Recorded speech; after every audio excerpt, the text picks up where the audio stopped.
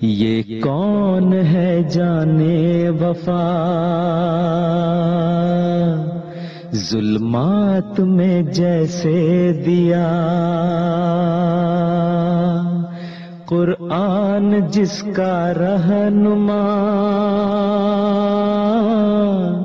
آقا محمد مصطفیٰ،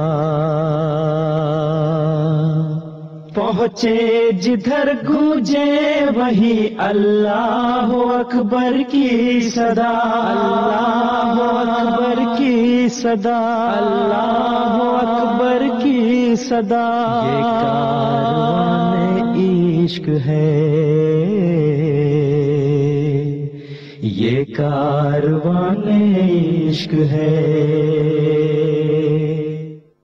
11 جون سن 2011 کو مجوزہ پروگرام کے مطابق حضور انور ایدہ اللہ تعالی و بنصر العزیز اور آپ کا قافلہ قریباً شام 5:40 پر جماعت احمدیہ برسلز کے مرکز بیت السلام پہنچا تو مقامی ممبران جماعت، جس میں خواتین، مرد، بچے اور بچیاں شامل تھے، نے اپنے آقا کا پرجوش استقبال کیا۔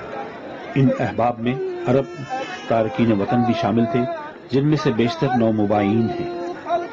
انہوں نے بھی عربی زبان میں حضور انور کو استقبالیہ نعروں سے خوش آمدید کہا۔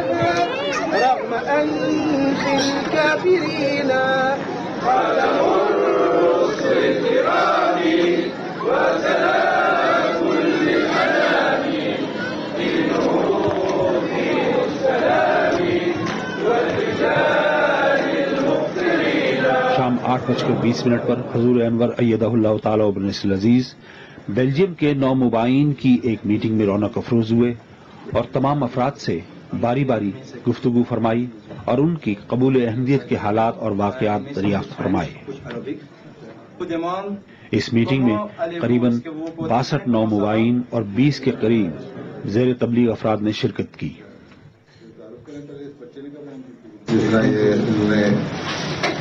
احمدیت اس کے بعد ترقی کی، اس کے بعد آگے اس روشنی کو پھیلا رہے ہیں۔ اسی طرح ہر ایک کو جو بیعت کرنے والا ہے، جو احمدیت میں شامل ہونے والا ہے، یہ سوچنا چاہیے کہ یہ پہلا قدم جو ہم نے اٹھایا ہے، اس کے بعد مزید اپنے ایمان اور یقین میں ترقی کرنی ہے اور پھر اپنے ایمان کو مضبوط کرتے ہوئے آگے بھی اس پیغام کو پہنچانا ہے۔ تقریب کے آخر پر اجتماعی بیعت ہوئی۔ یہ کون سا لشکر ہے جو توحید کا تھامے، 12 جون سن 2011 صبح 10:10 پر دعا کے بعد حضور انور ایدہ اللہ تعالی بنصر العزیز کا قافلہ کولن کے لیے روانہ ہو گیا۔ کولن کی جماعت احمدیہ کے مرکز بیت النصر میں کثیر تعداد میں احباب جماعت نے حضور انور کا استقبال کیا۔ حضور انور نے نئے تعمیر شدہ مینارے کی نقاب کشائی فرمائی اور بعد میں حضور انور نے اس سینٹر میں ہونے والی نئی تعمیرات اور تبدیلیوں کا معائنہ فرمایا۔